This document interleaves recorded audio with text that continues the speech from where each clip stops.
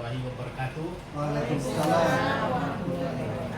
Alhamdulillahirabbil alamin wassalatu wassalamu ala asyrafil anbiya'i wal mursalin wa ala alihi wa ashabihi ajma'in, amma ba'd.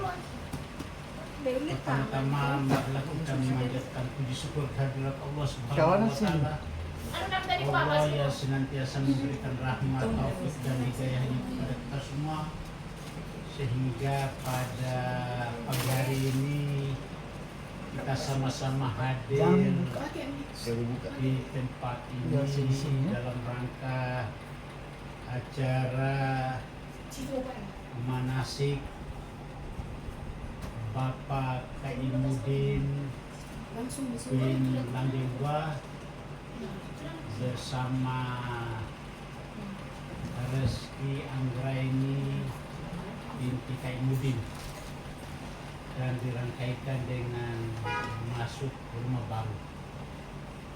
Ya, tentunya kehadiran kita pada pagi hari ini diharapkan supaya memberikan doa restu kepada calon jamaah haji yang berangkat tahun 1447 Hijriah ini, yang mudah-mudahan diberi keselamatan, ya.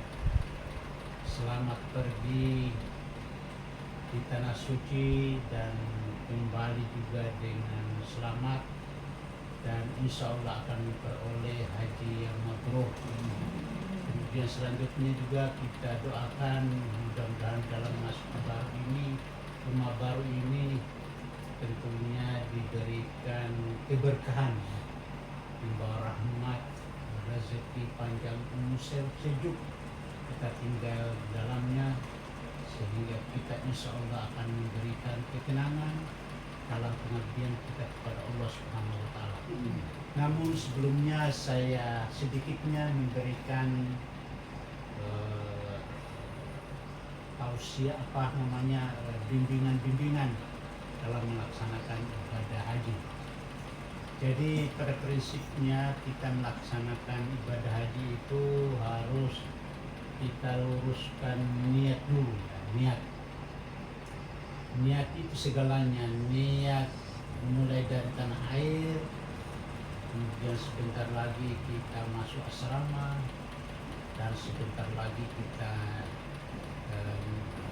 berangkat ke tanah suci, dalam artian untuk menunaikan ibadah yang inti, yaitu rukun Islam yang kelima, yaitu melaksanakan ibadah haji. Allah Subhanahu wa taala berfirman, hijjul baiti man istata'a ilaihi sabila, bahwa pelaksanaan ibadah haji itu adalah wajib bagi yang mampu. Yang tidak mampu itu tidak wajib, ya. Tapi kalau mampu, ya ada saja kemampuan itu Allah. Yang penting dari niat tadi. Kalau niat itu sudah lebih diluruskan, maka Allah akan memberikan kemampuan, ya. Ada saja, sehingga pada akhirnya kita membuktikan apa yang kita rasakan ini hari. Pada akhirnya kedua calon ibadah haji tercapai apa yang diniatkan. Tapi namun demikian, bahwa di dalam pelaksanaan ibadah haji itu ada beberapa, ya. Kalau tadi niat, ya, niat ibadah haji, ya, niat itu ya ada trik-triknya, ya. Secara umum kita berniat ibadah haji, tapi ada trik-triknya. Setelah kita masuk asrama, mungkin ada pembimbing akan memberikan petunjuk kepada kita. Apakah niat, karena itu niat itu ada dua. Niat di mana kita berada tempatnya, kemudian niat untuk melaksanakan berpakaian ihram, ya. Dalam hal ini niatnya itu apakah mulai dari asram haji atau di masjid di Jeddah, pokoknya diikuti saja pembimbing itu masalah itu. Nah, lain lagi kalau niat kita berpakaian ihram. Ya, kalau kita sudah berpakaian ihram, itu kita ingat jangan sampai ada pelanggaran-pelanggaran ya. Ya, pelanggaran misalnya kalau bapaknya Kaimuddin binti Lambewa sudah berpakaian ihram, tidak boleh lagi menggunting rambut, potong kuku dan hal-hal yang membatalkan umrah ini. Begitu juga Kiki ya. Jadi oleh karena itu kalau niat sudah berpakaian ihram itu pokoknya tidak boleh dihindari itu. Kalaupun ada kebetulan ada sesuatu bulu atau ada sesuatu kuku yang belum terpotong semua, tidak usah ditarik-tarik, pokoknya nanti dia gugur sendiri. Begitu juga kalau kapan ditarik disengaja itu batal ya. Kemudian selanjutnya, setelah kita berniat ya, kita masuk tiba di Jeddah, kita mau masuk Madinah ya. Madinah ya kita namanya arba'in ya, arba'in karena kita ini kloter pertama. Tentu nanti dari Madinah itu biasanya pada umumnya kita mau masuk mereka baru kita memakai pakaian ihram ya. Ya. Nah itu kalau kita kecuali kloter kedua, nah itu. Jadi ada batas di mana kita memakai. Jadi dari Mekah mau masuk dari Madinah mau masuk Mekah ada pinggiran antara wilayah Mekah dan wilayah di luar Mekah. Di batasan itu kita mulai itu untuk nanti pembimbing. Kita mulai tadi niat ya, kita mulai berpakaian ihram. Nah, jadi setelah kita berpakaian ihram tadi ya tidak boleh memunculkan hal-hal yang membatalkan umrah kita seperti potong kuku, mencabut, gunting rambut dan lain-lain. Kemudian setelah kita tiba di Masjidil Haram dalam keadaan berpakaian ihram, kita masuk wilayah Masjidil Haram ya, diarahkan kita masuk pintu Babus Salam. Jadi Masjidil Haram itu ada 100 pintu, tapi pintu pertama Babus Salam ya. Jadi kita masuk di situ, kita sambil mengucapkan labbaik Allahumma labbaik, labbaik la syarika labbaik ya, labbaik diulang-ulangi sampai masuk ke arah ya Hajarul Aswad. Nah, Hajarul Aswad itu ada garis coklat kalau tidak diganti sampai Hajarul Aswad, ada patokannya di situ. Kita mulai ngarah di situ, diarahkan. Setelah itu sampai baru kita mulai tawaf ya. Tawaf ini 7 kali keliling dengan mengucapkan subhanallahi walhamdulillahi wala ilaha illallah wallahu akbar. Terus kalau capek boleh berzikir yang lain selain subhanallah walhamdulillah wala ilaha illallah wallahu akbar. Jadi suara kita itu pakai suara luar lah, artinya keluar, jangan cuma di dalam ya. Pakai suara dalam tapi keluar, semangat kita sehingga kita semakin sehat.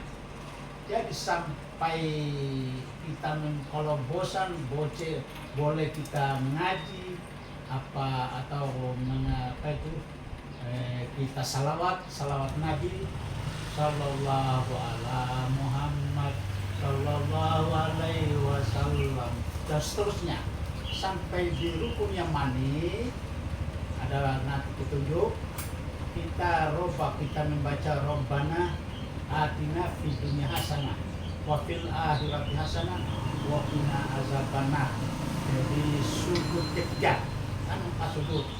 Dari sudut ketiga itu rukunnya mani, terus surat bangga diulang sampai Hajarul Aswad. Ya, baru kita angkat tangan. Ya. Jadi angkat tangan baru di apa itu cium, bukan cium baru.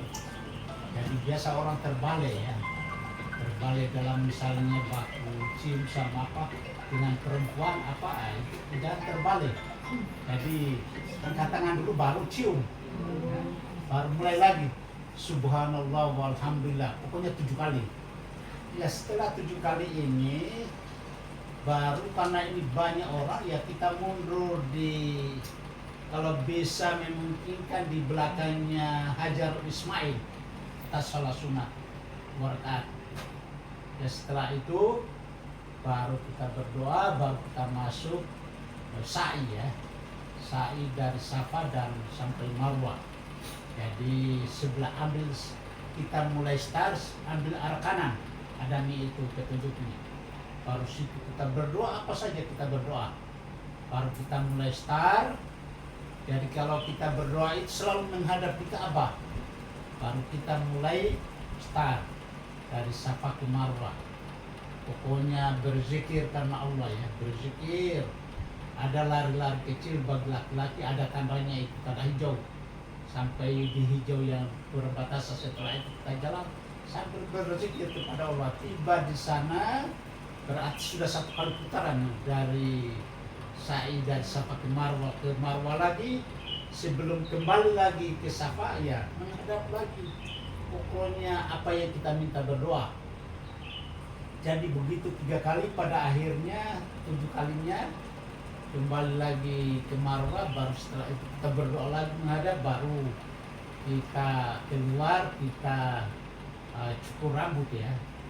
Kalau laki-laki kalau perlu digondol memang 1 kali, tapi yang gondol itu yang sudah haji.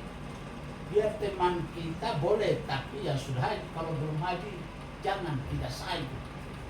Kalau kita cuma dibuntu sedih, maka selesailah. Maka ditanggalkan dilepas kita pulang di rumah, dilepas pakaian ihram. Ya, karena yang memakai ini itu ya hanya haji tamattu. Karena ada 2 itu intinya, haji tamattu sama ifrad. Dari Indonesia itu rata-rata haji tamattu. Haji tamattu itu ya bebas. Kalau ada pelanggaran di luar yang kita tahu ya itu ada memang dendanya sudah otomatis. Tidak perlu lagi. Tapi kalau ifrad berat. Kenapa beratnya? Tidak pernah dicuci itu pakaian ihram, melengket terus, dan kita tidak tahu ada hal-hal yang melanggar. Jadi tamattu itu memang ringan. Jadi rata-rata Indonesia haji tamattu. Jadi kita kembali di rumah ganti pakaian tadi ihram, pakai preman seperti ini. Jadi kita masuk pola balik di pakaian kembali di hotel, kemudian tidak capek lagi, kembali lagi tawaf, beribadah. Jadi ini tidak lagi tawaf, cuma keliling Ka'bah ya, tawaf dan kita sembahyang. Jadi tiba waktunya hari Arafah, besok hari Arafah ya kita siap-siap lagi ke mana? Ke Arafah tanggal 9 Zulhijjah untuk kita melaksanakan haji ya di Arafah. Karena sahnya haji itu adalah kita wukuf di Arafah. Jadi Arafah itu sekarang sudah difasilitasi semua seperti hotel. Kalau kita dulu ya pakai tenda-tenda. Kalau ini memang ada spesialis, ada pokoknya sudah bagus lah. Nah, jadi setelah hari-harinya itu kita wukuf ya kita ingat keluarga, menangis, tidak ada, karena tidak ada yang kita ingat. Pokoknya kehidupan dunia tidak ada kita ingat, sehingga kita itu sudah otomatis keluar sendiri, itu kayak tumpah itu air mata kita. Kemudian setelah itu ya kan di sana itu ada khutbah pada hari Arafah. Kita waktu dibacakan itu khutbah ya di situ dimulai keluar air mata. Kemudian pada sore harinya kita bersiap-siap di Musdalifah. Ya, di Musdalifah itu kita paling tidak habis maghrib kita berangkat, paling tidak ya sebelum tengah malam ya kita sudah sampai di sana. Karena tiba di sana itu hanya kita mengambil batu kerikil untuk melempar jumrah ke Mina nanti. Ya, itu memilih batu-batu itu dipencet betul itu batu-batu ya. Ya batu-batu itu karena di sana itu batu-batu bercampur dengan tai-tai kambing ya. Jadi dipencet jangan sampai dikira batu padahal tai kambing ya. Karena jumlahnya ya 21 berarti kali 3 ditambah lagi 7 biji, berapa itu? 70 biji. Tapi boleh sampai 90 lebih. Sebanyak-banyaknya, lebih. Sehingga karena kita tiba di Mina, ya pelemparan hari pertama itu 7 biji. Nanti besoknya itu selama 3 hari itu 21 melempar di mana Jumhur Ula, kemudian Busta dan Aqabah. Sehingga jumlahnya semuanya totalnya 70 biji. Tapi kalau lebih tidak apa-apa, tapi kalau kurang, wah itu mau ambil di mana? Nah setelah itu kita sudah bisa kembali di mana kembali lagi yang namanya haji terakhir, kita kembali lagi di Ka'bah untuk tawaf ya. Nah, setelah itu maka selesailah, baru kita lain lagi. Setelah itu baru ditunjukkan oleh pembimbing namanya haji wada ya, haji terakhir, haji pamitan. Nah, kalau kita sudah haji pamitan maka selesailah. Jadi semua persiapan kita harus siapkan untuk persiapan kembali, karena pada saat itu penjual sudah mulai sepi kota Mekah karena sudah pada pulang semua. Jadi kita ini persiapan pulang di tanah air, sementara yang di belakangan itu masih transit di Madinah ya. Lalu itu kita kembali dan kita berdoa pamitan, ya Allah jangan jadikan terakhir kalinya ini saya naik ke tanah suci, tapi jadikanlah haji yang berulang-ulang ya. Dan pamitannya itu haji wada itu tidak usah bahasa Arab, bahasa Indonesia saja. Tapi namun demikian ya itu pembimbing itu tidak semuanya termasuk ini niat, ya Allah jadikan haji saya ini jangan haji terakhir, tapi jadikan haji saya ini haji yang berulang-ulang. Maksudnya kita masih ada rezeki, kita kembali lagi. Nah itu maka, dan jadikanlah haji saya haji yang mabrur setelah kembali di Indonesia. Jadi yang dikatakan haji mabrur itu adalah ya yang haji betul-betul sudah berbeda tingkah laku kita dengan sebelum haji. Ya kalau sudah haji ya betul-betul peningkatan ya, seperti rajin sembahyang dan lain sebagainya. Itulah yang dikatakan haji yang mabrur. Jadi itu bimbingan singkat. Nah, selanjutnya marilah kita berdoa, mudah-mudahan haji kita, niat haji kita berangkat ke tanah suci selamat, selamat dalam artian selama menunaikan ibadah haji berjalan dengan baik, tidak ada rintangan, dan kita kembali di Indonesia juga selamat dan kita menjadi haji yang mabrur. Amin. Kita tutup dengan doa. Bismillahirrahmanirrahim. Alhamdulillahirabbil alamin. Wassalatu wassalamu ala asyrafil anbiya'i wal mursalin wa ala alihi wa ashabihi ajma'in. Allahumma rabbana zalamna anfusana wa illam taghfir lana wa tarhamna lanakunanna minal khasirin. Rabbana hab lana min azwajina wa dzurriyyatina qurrata a'yunin waj'alna lil muttaqina imama. Rabbana ighfir lana dzunubana wa kaffir anna sayyi'atina wa tawaffana ma'al abrar. Ya Allah, kami memohon kepadamu keselamatan dalam agama dan dunia, kesehatan badan dan perlindungan dari segala keburukan. Ya Allah, mudahkan kami dalam menunaikan ibadah haji. Terimalah kami dan karuniakanlah kami haji yang mabrur, sa'i yang diterima, serta doa yang diampuni, dosa yang diampuni.